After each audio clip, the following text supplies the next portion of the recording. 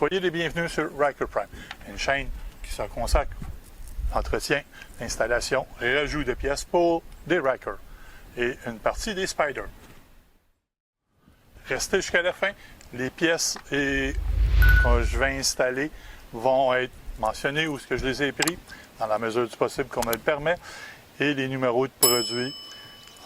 Les outils vont apparaître si on a besoin d'outils un peu spéciaux pour faire la prochaine vidéo.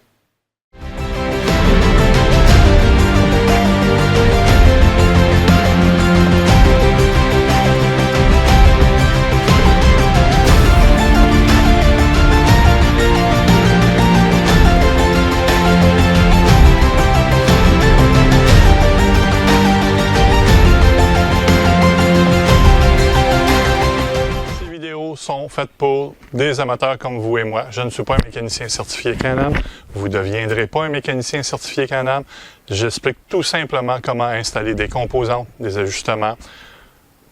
Libre à vous de le faire ou d'économiser de l'argent pour de nouvelles pièces. Dans cette vidéo, je vais commencer à faire les vérifications selon ce que Can-Am dit. Ils ont mentionné, lu dans l'autre vidéo. On va vérifier les lumières, le moteur, l'interrupteur, le système de frein. Le système de frein, c'est de faire comme dans les formations où vous avez eu frein d'urgence, embarquer le système ABS dans la mesure du possible et en même temps, ça fait du bien de le pratiquer. Juste pour le faire tomber. On va commencer par le plus important, l'interrupteur d'urgence. Le fameux bouton rouge sur la moto. Qu'on puisse s'assurer qu'on n'a pas de trouble. On démarre la machine.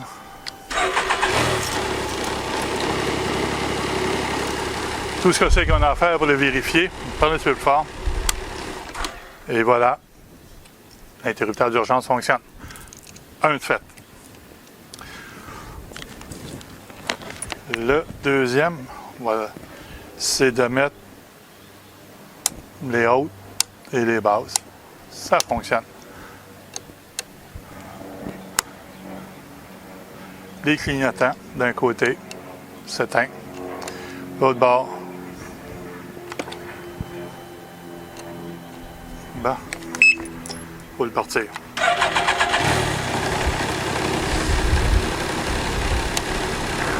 Tourne à droite. Tourne à gauche. Criard. C'est des choses que les concessionnaires vont faire et vous débourser pour qu'ils puissent faire ça. OK, bonjour les dégâts. Moi, j'ai le système des hasards, des lumières d'urgence. Je le teste. Il y a une vidéo qui existe, je vais le mettre dans le commentaire sur le web. Vous avez juste à aller voir. C'est d'une simplicité à installer.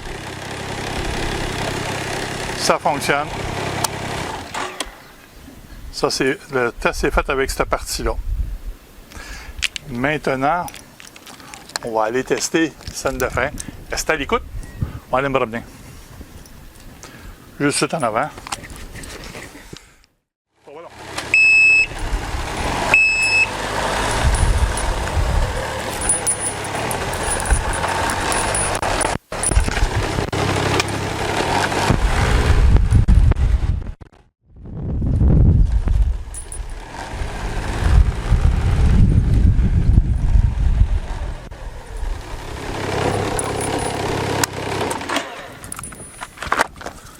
Et voilà, le système fonctionne. Vous vous souvenez qu'il faut pousser sur les guidons, les deux poignées, appliquer les freins le plus fort possible et les roues vont... C'est un système ABS. Vous avez des autos en hiver, vous savez que c'est comment on fait, qu'est-ce que ça donne comme effet. Vous regardez si il est vide ou s'il est plein. Il faut que j'en rajoute dedans. Petite machine. Vous regardez l'ensemble de votre machine. Y a-t-il de l'huile? Le filtre à l'huile, il se trouve à être là. Y a-t-il débordé? Y a-t-il une fuite? Votre batterie est ici. Les fusibles sont là. Deux clips. Et voilà. Vous avez des fusibles de rechange en dessous.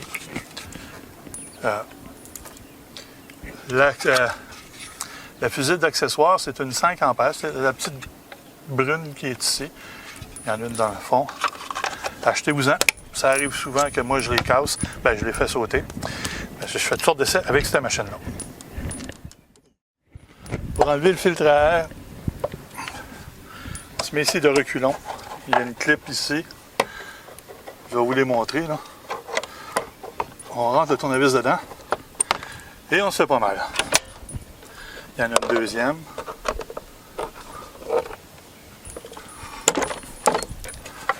On le lève. On l'enlève. Je vais essayer de le faire. C'est ici qu'on fait rentrer le tournevis. On rentre ici, on fait ça avec. La clip se défait. Les deux. Pour les reposer, on met le tournevis, on donne un coup sur le manche. Ça se replace. Le filtre est ici. Il s'enlève. Il est encore beau. C'est vrai que je l'ai passé à l'air dernièrement. Je l'ai fait toutes les saisons. Les vérifier. Je vais le laisser enlever du fait qu'on faut tout défaire tantôt. Et on vérifie ici, bien de la poussière. On vérifie votre mécanisme du bras. Est-ce qu'il y a une vis de lousse? Est-ce qu'il est correct? Il est bien installé? Votre clé. On regarde voir s'il y a les sensors sont défectueux ou quoi que ce soit. Le liquide de refroidissement, canule qui est ici, on la tourne, on appuie avec la paume de la main, puis on continue à la tourner, ça enlève. Sur le côté, il faut que je achète du liquide de refroidissement. Probablement est obligé de le changer. Je vais juste vérifier. On la remet tout simplement. On vérifie le niveau. Ça fonctionne très bien. Pour le système de frein. OK. Le système de frein avant. Ici, c'est les étriers qui appliquent les freins. Les deux côtés sont pareils. Là, je viens de rouler avec, ça se peut que je me brûle les doigts. Pour vérifier, prenez votre ongle.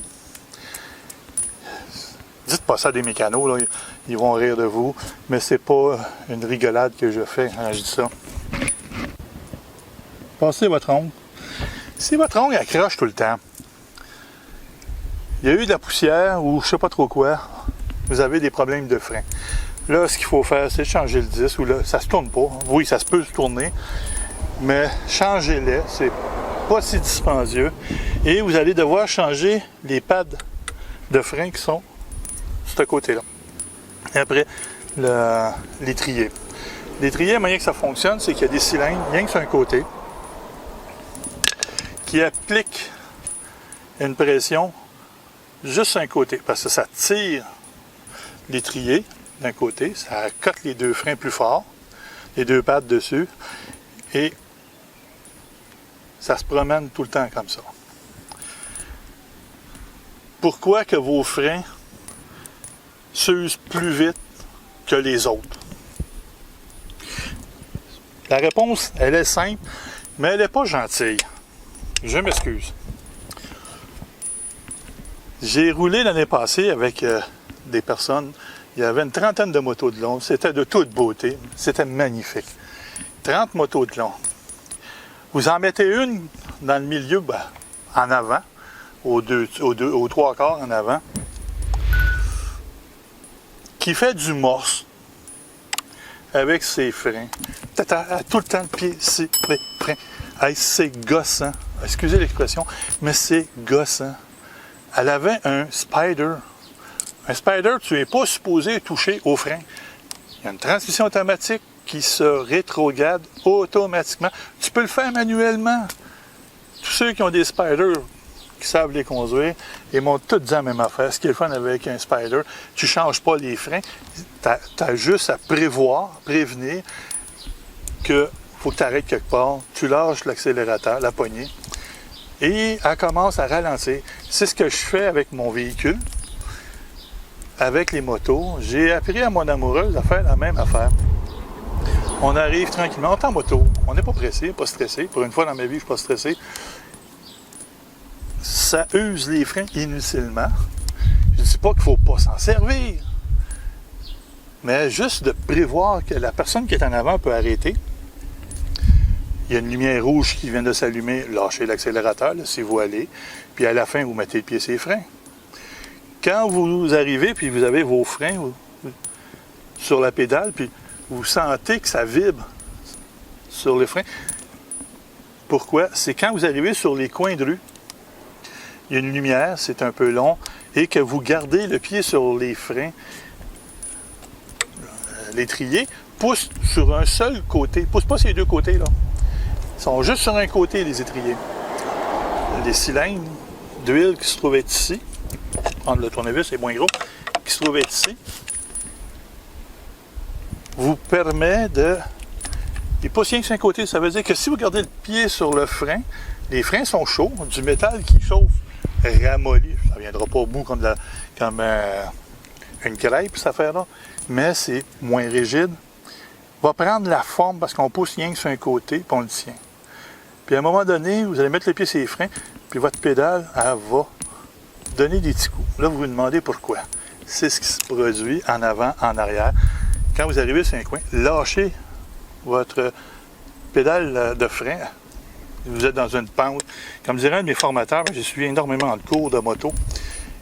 Il y en a un qui est allé poser la question, « Ouais, mais je suis dans une pente. » Il a répondu, « Jette-toi une paire de bottines, puis marche. Là, si tu n'es pas assez intelligent à comprendre, il faut que tu le gardes. Là. Tu veux qu'on fasse? » Le professeur a dit ça. Moi, j'avais trouvé bien drôle comme joke. Là. Lâchez les freins dessus. Il y en a qui ont des problèmes avec les freins. Là. À un moment donné, l'ordinateur devient fou. Il y a un rappel sur les freins, là, sur la pédale de frein qui se trouve à votre droite. Là. Il y a un rappel pour les rackers. Il y a un ressort à changer, puis il y a des choses dessus. Il y a eu un rappel. Diane, elle a été rappelée 2 fois parce qu'ils ont mal ajusté le ressort. Non? Quelque chose. Fait que votre pédale, elle reste juste un petit peu. Pas assez pour que l'ordinateur dise que tu as le pied sur les freins, mais assez pour user les freins, par exemple.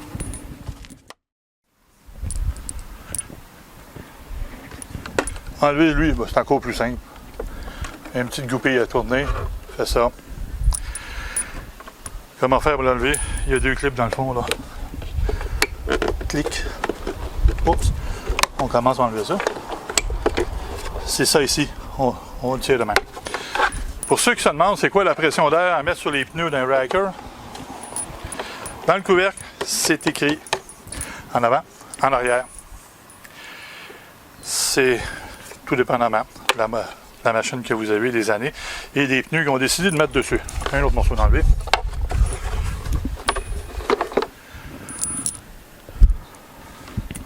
Une chose que je n'ai pas compris avec BRP, pour enlever le filtre à air qui est ici, qui va sur la CVT, cette petite boîte-là, on a 5 boulons. 1, 2, 3, 4, puis il y en a une petite site en dessous, et on enlève tout le morceau. Je ne sais pas pourquoi ils ont fait ça de même, puis après ça, le filtre, ben, il sort par en arrière. On va l'enlever tantôt, je vais le démonter. Puis on va pouvoir s'amuser. Après ça, ça va être d'enlever les panneaux ici, de faire des 5 boulons. Il y en a 2 là, il y en a 2 ici, puis une dans le milieu du banc. Comment vérifier la pression d'air dans les pneus? Il y a une manière, il y a seulement qu'une seule bonne manière de le faire. Il ne faut pas que vos pneus soient chauds.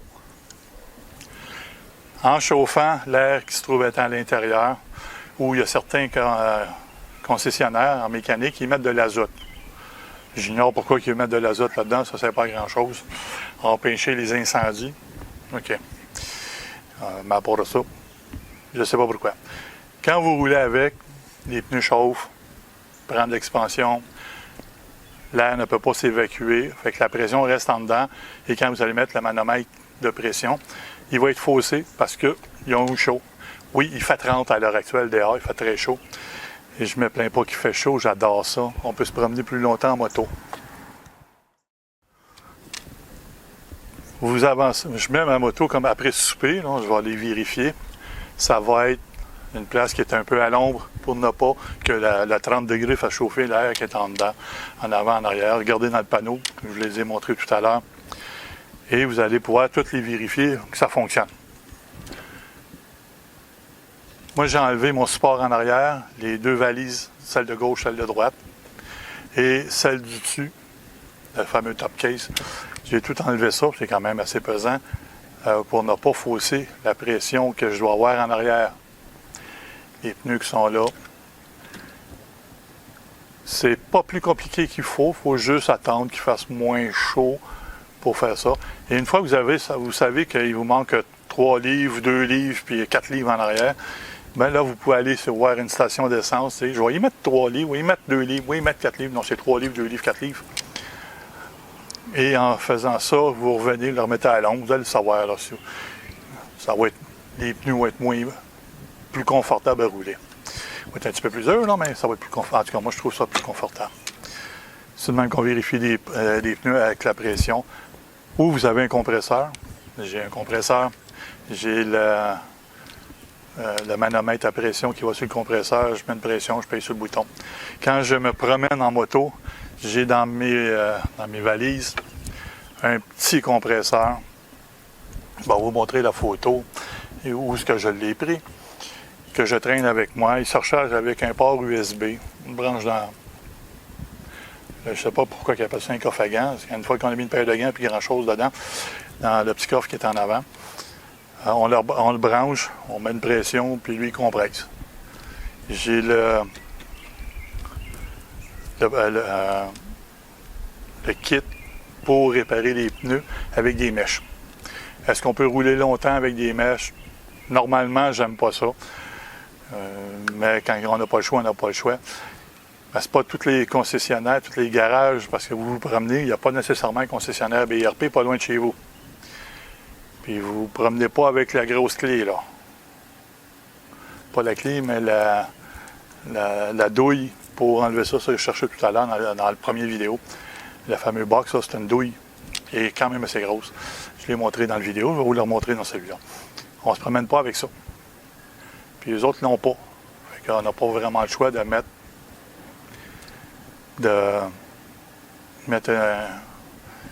la fameuse mèche dedans pour le réparer. Puis là, on continue notre voyage. Il y en a qui ont fait beaucoup de kilométrage là-dessus. Je ne sais pas, je n'ai jamais eu de problème de crevaison. J'espère que je n'aurai pas non plus. J'espère que vous avez aimé la vidéo. Ça fait plaisir, moi, de faire les vidéos pour vous les montrer. Partagez les vidéos avec tous ceux que vous connaissez.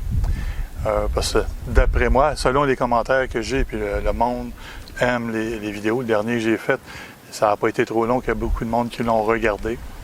Parce que je le distribue dans plusieurs autres chaînes que Ryker Prime. Parce qu'en Union soviétique, on ne peut pas mettre Ryker Prime là-bas. Là. Puis en Californie non plus, puis un peu partout. Si vous avez des questions, écrivez-les en bas, s'il vous plaît, dans les commentaires. Vous avez de très bonnes questions. Vous privez le monde de vos questions. Moi, je réponds dans le système que vous m'écrivez. Avec Facebook, le monde m'envoie des questions. Pourquoi? Est-ce qu'on peut faire ça à la place? Je réponds tout le temps. Si vous mettez vos commentaires, un pouce levé pour dire que vous aimez ça, vous vous abonnez et vous les partagez. Ça me fait plaisir. C'est encourageant pour moi. Et j'ai beaucoup d'autres vidéos qui s'en viennent. On se revoit dans les autres vidéos. Puis j'espère qu'on va pouvoir se rencontrer sur la route quand on se promène avec ces magnifiques petites machines-là. Attention à vous. À la prochaine.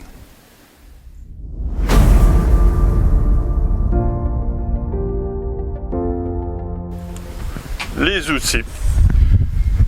Le plus important pour changer la courroie, c'est cet outil-là. Petit morceau qui est là avec ça. On va s'en servir. Il y a différents modèles. Il y en a, c'est tout petit, c'est rond avec une vis sur le côté. Je les aime plus ou moins. La plupart du monde se sert de celle-là. Il coûte moins cher que lui. Ça se trouve, c'est Amazon, AliExpress. Vous pouvez le retrouver facilement. Des système Torx. J'ai acheté la petite boîte, je l'ai déjà dans les autres vidéos, on s'en est servi. Au moins du T40, tous ceux qui sont là, tout dépendamment des vis qu'on a besoin. Le frein filet, le fameux Loctite. La clé bleue pour enlever les pins. Et mon fameux petit chose à rochet qui se plie, qui tourne. Il n'est pas gros, ça m'empêche de forcer trop fort. Et c'est de même pour tout le long, pour démonter, remonter.